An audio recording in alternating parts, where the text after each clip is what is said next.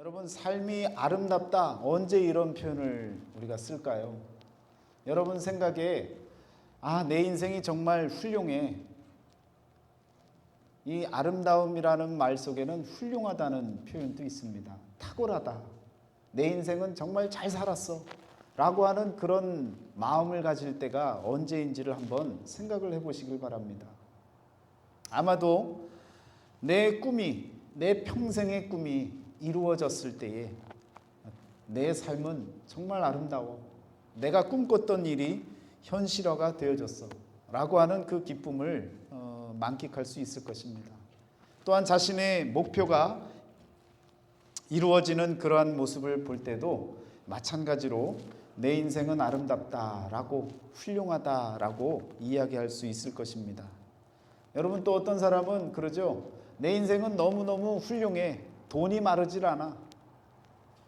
내 인생은 정말 죽었다 깨나도 다른 사람하고 바꿀 수 없는 그런 행복이 있는 사람이야. 또 어떤 분은 나는 많은 사람들이 있어. 내가 죽으면 많은 사람들이 찾아올 거야. 내가 한마디 하면 많은 사람들이 믿어주고 움직여줄 거야. 여러분, 이런 마음을 갖는 사람도 탁월한 훌륭한 삶을 살았노라고 이야기할 수 있을 것입니다. 마음 먹으면 다 되어지는 인생, 그런 인생을 저와 여러분들이 살았다면 아마 우리의 인생은 아주 훌륭한 인생이라고 자랑할 수 있고 드러낼 수 있을 것입니다.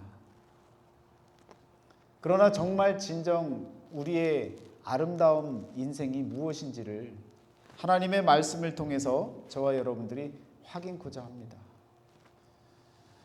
에스겔서 45장 말씀은요, 지난 시간에 보셨던 말씀은 거룩하기 위해서, 예배를 위해서 필요한 요소가 있다면 시간과 공간과 인간이라고 하는 그러한 외적인 요소가 필요하고, 그리고 우리의 내적인 영과 진리로 드려지는 예배가 되어질 때 참 예배자의 모습, 또한 드려지는 예배가 하나님 앞에 상달되어지는 그러한 예배의 모습이다라는 말씀을 드렸습니다. 오늘 46장 1절서부터 보니까요, 그러한 예배의 구체적인 모습들을 우리들에게 언급해주고, 또한 예배의 삶이 어떻게 구성되어지고 또한 어떻게 진행되어져야 할 것인지에 대한 말씀을 우리들에게 이야기해 주고 있습니다. 그래서 1절부터 12절까지는 안식일과 초하루에 대한 예배를 어떻게 드려야 되는지에 대한 말씀과 13절부터 15절까지는 매일매일 드려지는 제사, 그런 제사의 모습을 이야기하고 있고요. 또 더불어서 19절부터 16절서부터 나오는 말씀 보니까 18절까지요. 군주 그리고 백성 모두의 어떠한 기업, 땅을 어떻게 갖고 살아야 되는지에 대한 이야기와 마지막에는 제사장의 거룩한 방, 그곳에서 제물을 삶는, 그래서 온전한 예배를 위해 사용되어지는 모든 이야기들을 함께 언급하고 있습니다. 46장 전체를 통틀어서요, 이것은 무엇을 말하고 있는 것인가 라고 우리가 질문한다면 아마도 예배의 질서에 대해서 말씀하고 있는 것입니다. 여러분, 질서 있다라고 하는 것, 이 질서는요, 있어야 할 것이 있어야 할 자리에 있는 것, 그리고 또한 자신의 본분을 잘 지켜서 자신의 자리를 지켜나가는 것, 이런 것이 바로 질서입니다. 가정에서 아버지, 어머니, 자녀들, 부모님 이렇게 함께 살아간다면 각자의 자리에서 각자가 행할 일을 행하고 질서 있게 살아가는 모습이 있을 때 그 가정은 참 보기에도 좋고요, 조화로워 보이고 아름답다라고 말할 수가 있는 것입니다. 여러분, 교회도 마찬가지입니다. 목사가 목사의 자리에서 목사의 역할을 해야 되고요, 성도는 성도의 자리에서 성도의 역할을 해야 되고, 직분자는 직분자의 자리에서 직분을 잘 감당해 나갈 때, 교회의 질서를 잘 지켜나갈 때 그 교회는 아름다운 교회, 훌륭한 교회, 하나님이 기뻐 여기시는 교회 모습이 되어질 수 있을 것입니다. 직장에서도 마찬가지죠.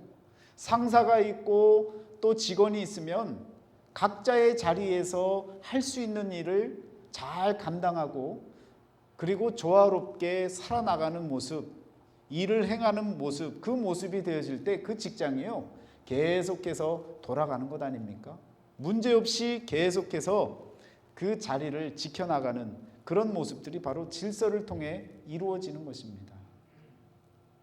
질서라는 것은요, 우리들에게 아름다움이 무엇인지를 알게 만들어줍니다. 탁월함이 무엇인지, 훌륭한 것이 무엇인지를 알게 만들어줍니다. 여러분, 국립공원 같은 데 가보셨잖아요.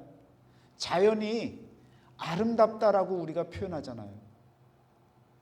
정상에 올라서 정말 보여지는 산과 물과 나무와 새들과 모든 세상을 바라보면서 너무너무 아름답다라고 우리가 표현을 합니다. 왜? 있어야 할 나무가 있고 있어야 할 자리에 풀이 있고 또한 있어야 할 자리에 물이 흐르고 있는 그 모습들, 그리고 그 자연이 있는 그대로 자신의 자리를 잘 지켜나가는 모습, 그 모습 가운데 생동하는 새들이 날아다니고 먹이를 쫓아다니는 그런 모든 모습들이 우리들에게는 아름답다라고 하는 표현을, 감탄의 표현을 하게 되어집니다. 이런 아름다움이 어디서 왔느냐? 바로 질서가, 그 조화로움이 지켜지는 모습 가운데 일어나는 감탄입니다. 그런데 여러분, 사람의 손이 가서 자연을 더 아름답게 만들려고 열심히 만들어 놓은 조형물들이나 아니면 어느 무슨 계곡 같은 데 가면 사람들이 다리를 잘 만들어 놓고 이렇게 스카이 라운지라고 해서 이렇게 만들어 놓은 모든 자리를 보면 여러분, 우와 아름답다 이럽니까? 그런 표현은 안 씁니다. 사람의 손이 닿는 그런 모습들을 보면요, 우리는 가공된 모습을 보면 잘 해놨네, 야 누가 만들었는지 잘 해놨네 그러지요. 아름답다 라는 표현은 쓰지 않는 겁니다. 그러면 우리가 한번 생각해 볼 것은 무엇이냐면, 아름답다라고 하는 것은, 하나님의 손길이 닿는 것은 우리가 아름답다라는 표현을 쓰고요, 사람의 손길이 닿는 것은 잘 만들었다, 잘 해놨다, 훌륭한데 라고 하는 표현들을 쓴다는 것입니다. 그러면 그 아름다움은 어디에서부터 오느냐? 하나님으로부터 오는 것입니다. 하나님의 손길이 닿는 그 모든 곳이 바로 아름다움의 자리가 되어질 수 있는 것입니다. 여러분, 오늘 말씀을 통해 나와 있는 이 예배의 질서, 이것은 하나님께로부터 온 질서입니다. 그 질서를 잘 지켜나가면요, 그 예배는 아름다운 예배, 훌륭한 예배, 은혜가 넘치는 그런 예배가 되어질 수 있는 것입니다. 보세요. 오늘 말씀에 군주가 어떻게 예배를 드려야 되는지에 대한 말씀이 나오지 않습니까? 그런데 군주라면 모든 사람들에게 존경을 받고 왕이라고 하는 그 자체만으로도 모두에게 존경을 받고 그리고 특별한 자리로 나아가야 되는데, 오늘 말씀해 보니까요, 예배의 자리 가운데서는 군주가 그렇게 특별한 자리로 나가지 않습니다. 하나님의 예배 가운데, 하나님의 예배 질서 가운데 군주는 사람입니다. 그 자리를 정해주고 그리고 지켜야 할 선을 분명히 그어놨다는 거예요. 이 말씀은 무엇이냐면, 예배의 주인은 하나님이십니다. 어떤 누구도 추앙받거나 어떤 누구도 경배의 대상이 되어져서는 안 된다는 거예요. 오늘 예배에 우리나라의 대통령이 오셨습니다. 이건요, 대통령을 섬기는 일이 되어진다면 그 예배 시간을 통해서 하나님보다 더 높임을 받을 수 있는 그런 자리를 마련한다면 아마 그것은 예배의 질서에서 벗어나는 일이 되어질 겁니다. 아름다운 예배가 되어질 수 없다는 것입니다.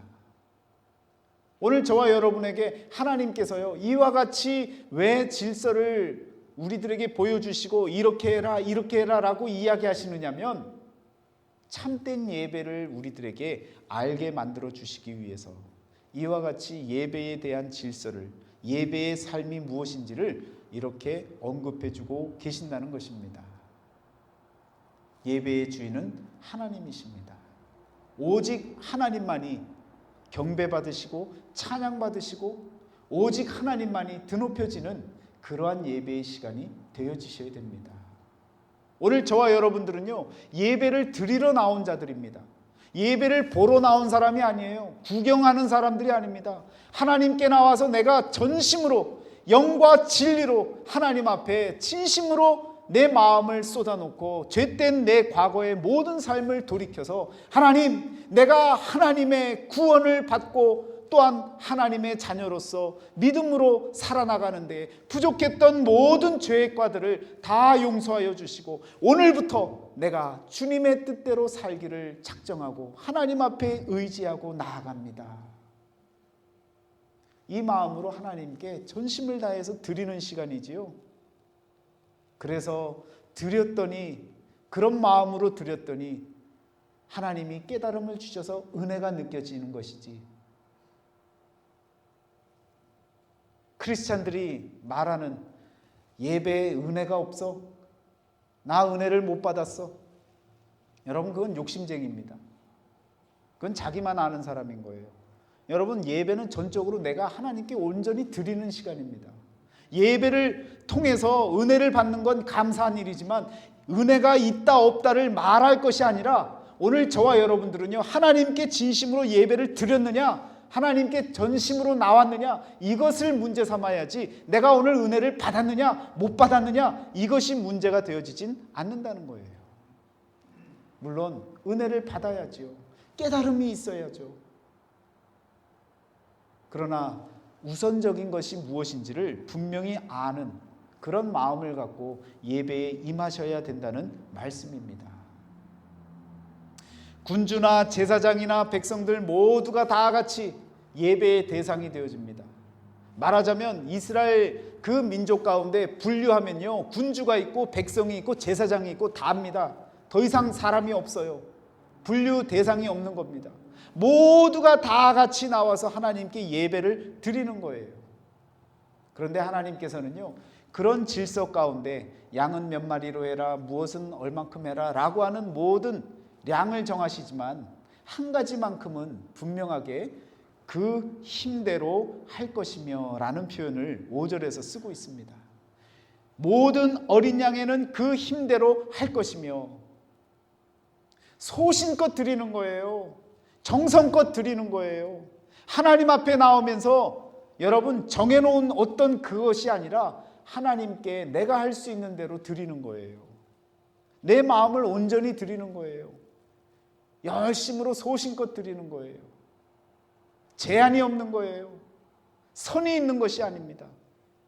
하나님의 질서 가운데 이렇게 자유하게 만들어 놓은, 하나님께 감사한 마음, 하나님께서 나를 구원해 주신 그 기쁨의 마음을 마음껏 드릴 수 있는 그러한 여지를 저와 여러분들에게 그 힘대로 할 것이며 라고 열어놓아 주셨다는 것입니다.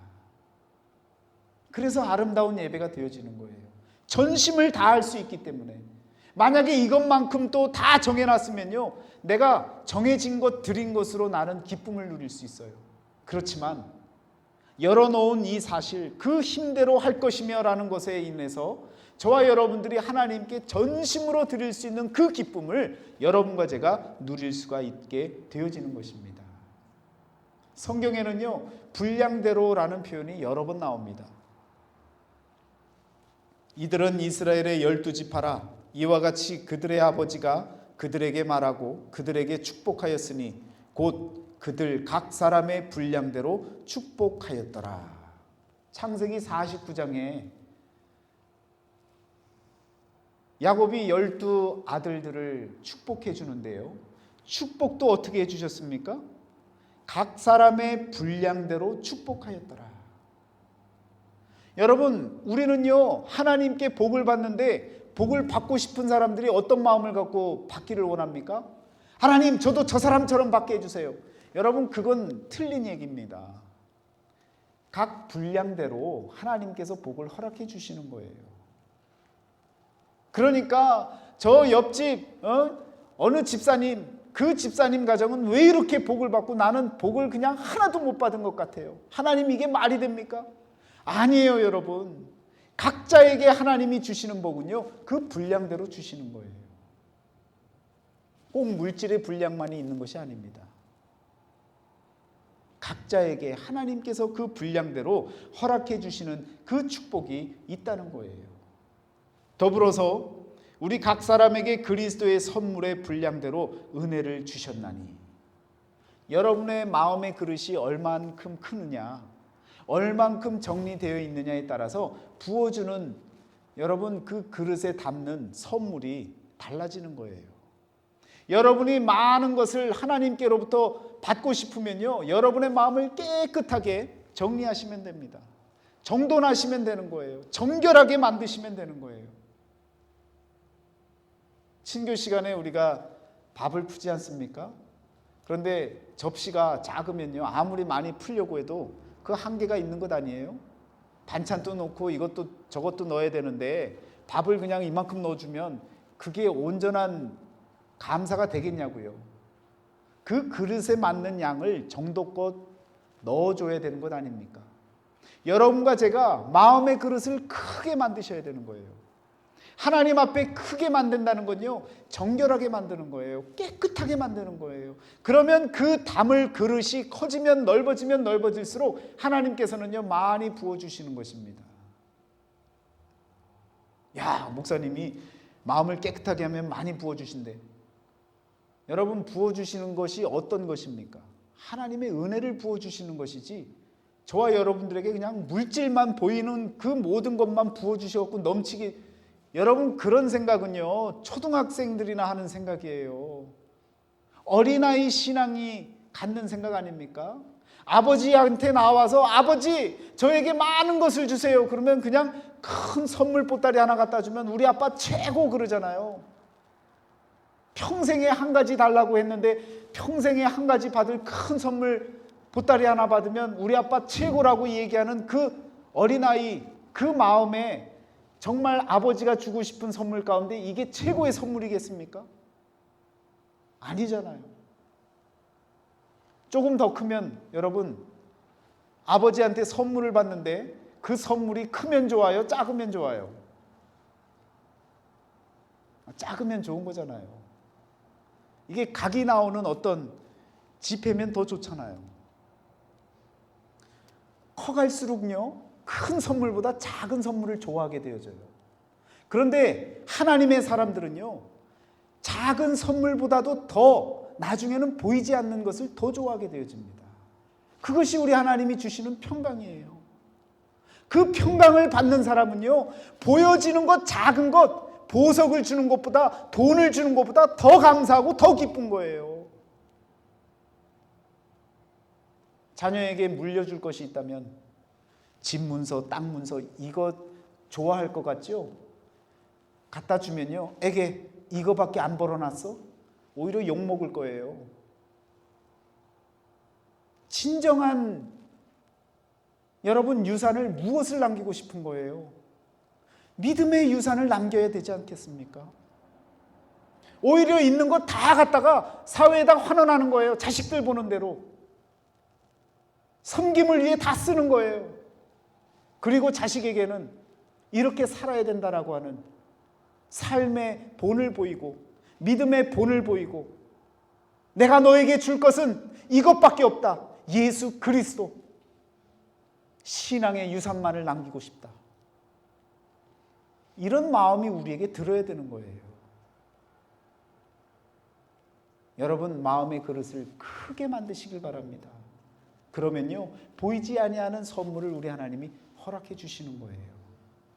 여전히 보이는 것 좀 주세요. 그러면 그 마음이 어떤 마음이라고요?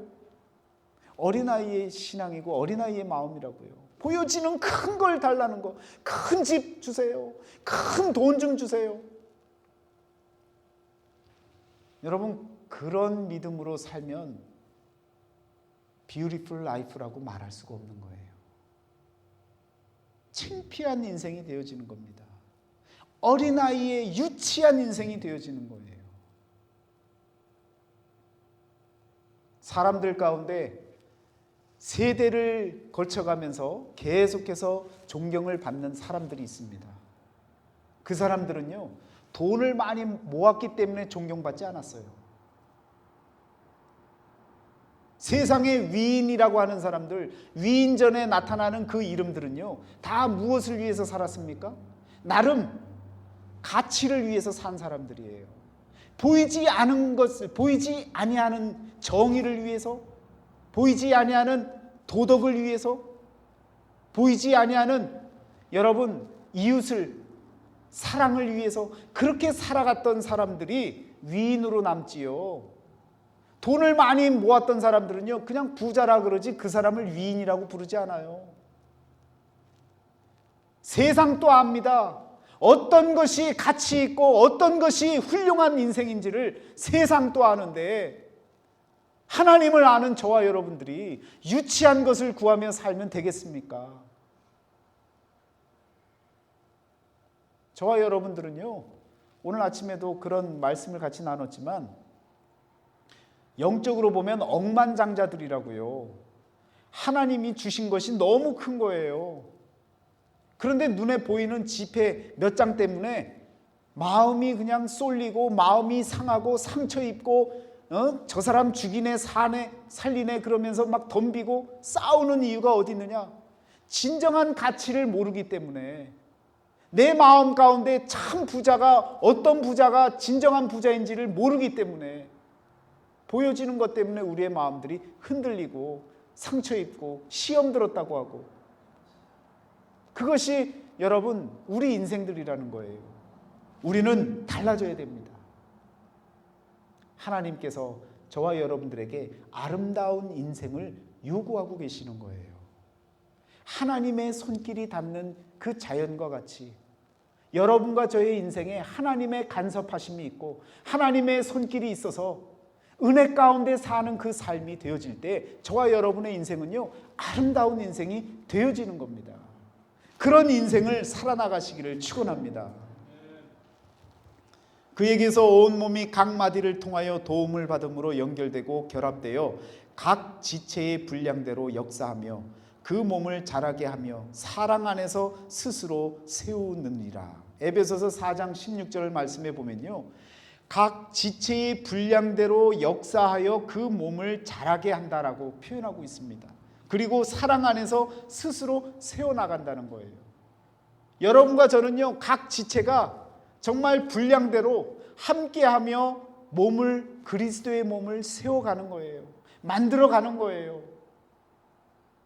그런데 한 몸이 툭 튀어나오면요, 이상하잖아요.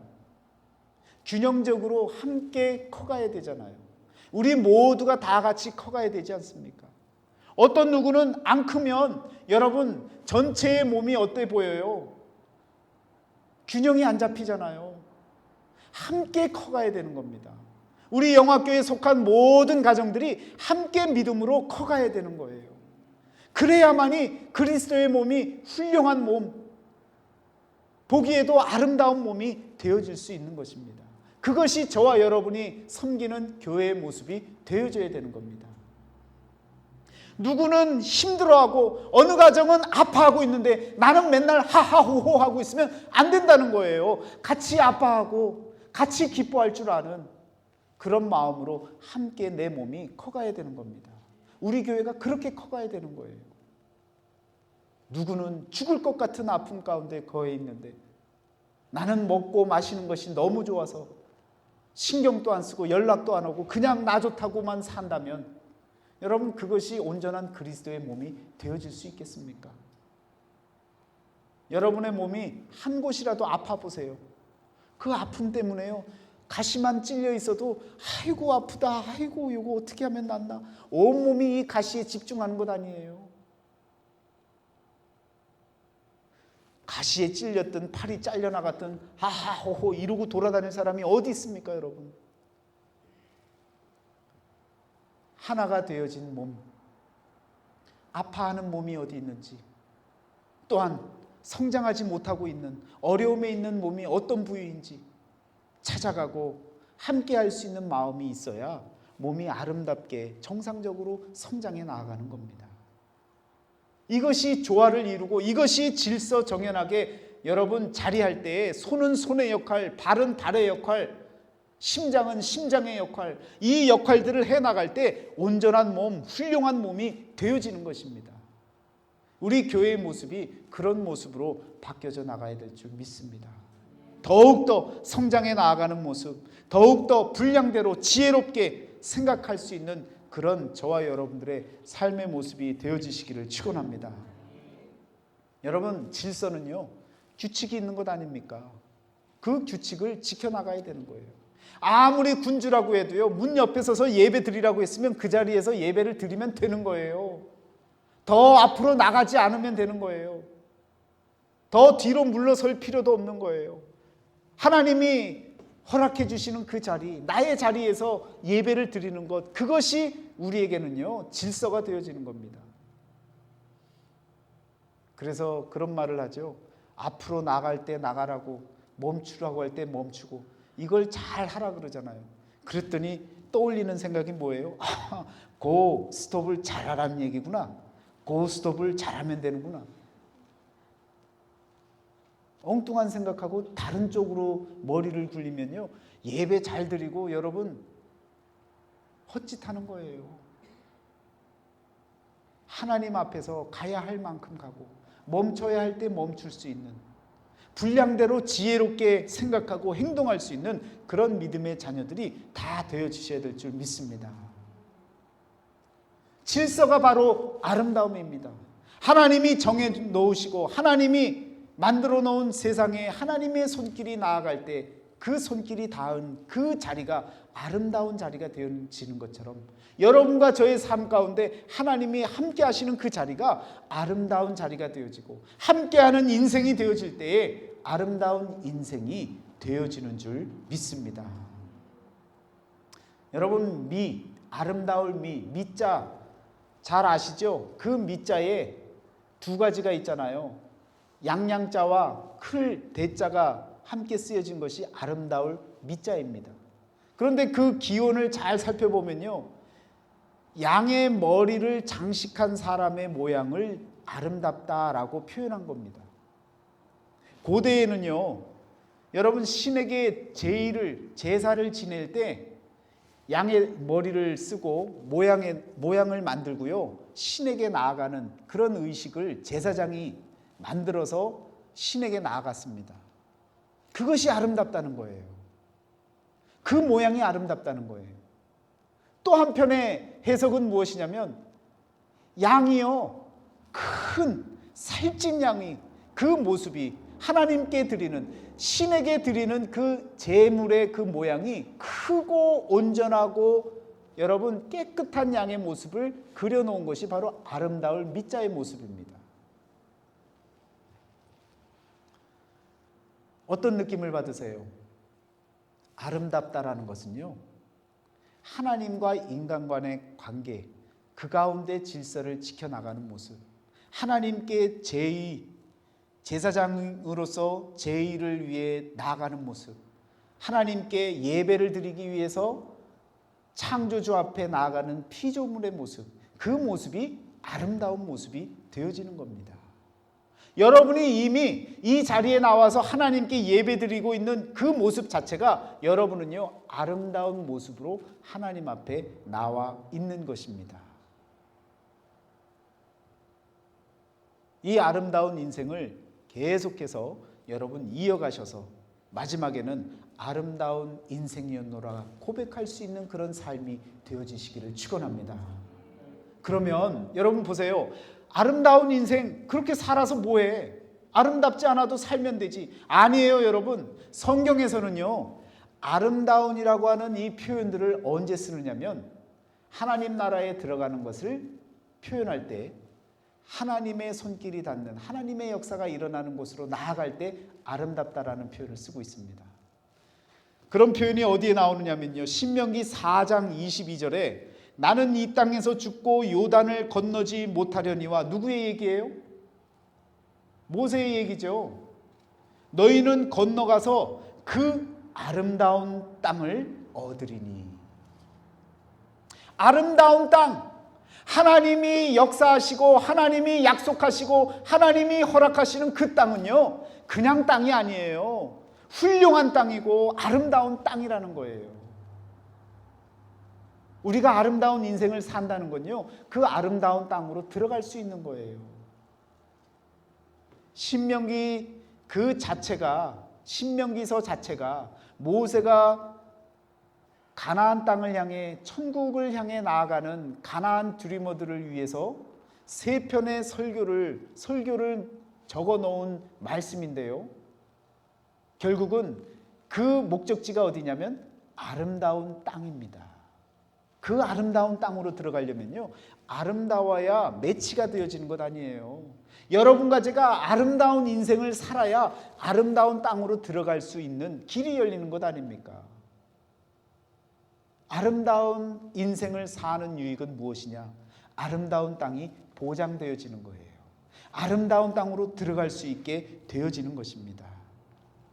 신명기 6장 18절에서도요, 여호와께서 보시기에 정직하고 선량한 일을 행하라. 그리하면 내가 복을 받고 그 땅에 들어가서 여호와께서 모든 대적을 내 앞에서 쫓아내시겠다고 내 조상들에게 맹세하신 아름다운 땅을 차지하리니 여호와의 말씀과 같으니라. 아름다운 땅으로 들어가는데, 그 들어가는 길을 위해서 우리가 해야 될 행동이 있다면 그것이 아름다운 행동이 무엇이냐면 바로 여호와께서 보시기에 정직한 거예요. 그리고 선량한 일을 행하는 거예요. 선한 일을 행하는 겁니다. 이 두 가지가, 정직하고요 선을 행하는 삶을 사는 것, 이것을 통해서 우리는 아름다운 땅으로 나아갈 수 있는, 아름다운 땅이 허락되어지는 은혜가 여러분과 저에게 주어지는 것입니다. 이것이 하나님께서 우리에게 깨닫게 하시고 주시려고 하는 은혜이고요, 선물입니다. 그 질서, 하나님의 질서를 지켜나가시면서 아름다운 땅을 여러분 밟을 수 있는 그런 믿음의 삶이 되시기를 축원합니다. 아름다운 땅은요, 아름다운 인생을 살았던 사람들에게, 아름다움이 무엇인지를 아는 사람들에게 주어지는 은혜입니다. 눈에 보여지지 아니하는 아름다움, 100%의 아름다움, 하나님의 손길이 머무는 그 자리를 오늘 저와 여러분의 삶의 자리에서 찾아 나가시는 그런 믿음의 삶이 되시기를 축원합니다. 기도하겠습니다.